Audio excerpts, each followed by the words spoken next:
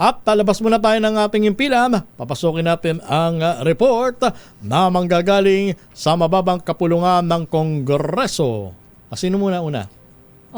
Si Henry? Mukhang may update muna tayo kay Sino ba unahin natin? nasa linya? Nagugulo na kami sa Sige. inyo Papasukin muna natin si Henry Uri, Vice President Sara Duterte. Ipinagtanggol si Senate President Chis Escudero matapos akusahang may kinatatakutan. Ibalita mo yan, Henry Uri. Good morning.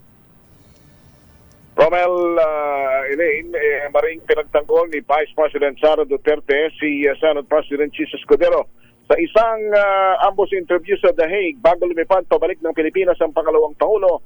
Sinabi nito na kilala si Escudero bilang walang kinatatakutang senador at politiko. Pakinggan natin si VP Sara.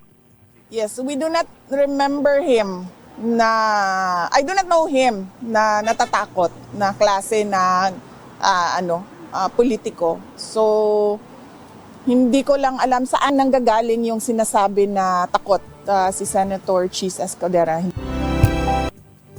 Ginawa Romel and Elaine ng pangalawang Pangulo ang pagtatanggol sa Senate President matapos ngang umani ng kaliwat ka ng batikos si Escudero dahil sa pagdelay umano nito ng impeachment proceedings sa Senado. Ayon sa pangalawang Pangulo, walang record naman ng sino mang kinatatakutan ang naturang Senate President. Samantala, pabalik na ng Pilipinas ang pangalawang Pangulo Romel and Elaine at ito'y en route na o pabalik na. Nasa eroplano na ito sa mga sandaling ito at maaaring bukas o mamayang gabi ay narito na siya sa Pilipinas.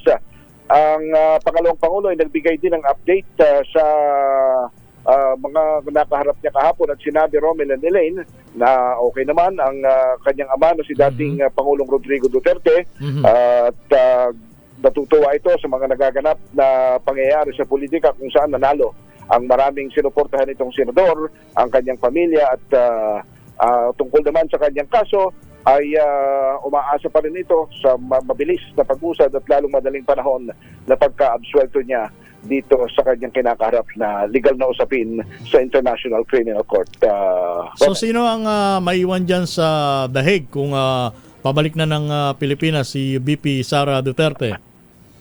Ang darating bukas sa Huwebes ay ayon kay Vice President Sara Duterte ay pabalik na bukas doon si Madam Hanelet Bansenya, ang common law wife naman ng pangalawang Pangulo.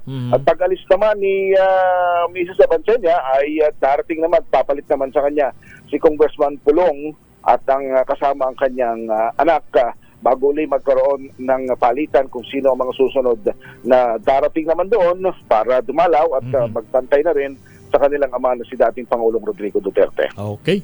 Maraming salamat, Henry Uri. Ako si Henry Uri para sa DCRH, una sa Pilipinas, una sa Pilipino.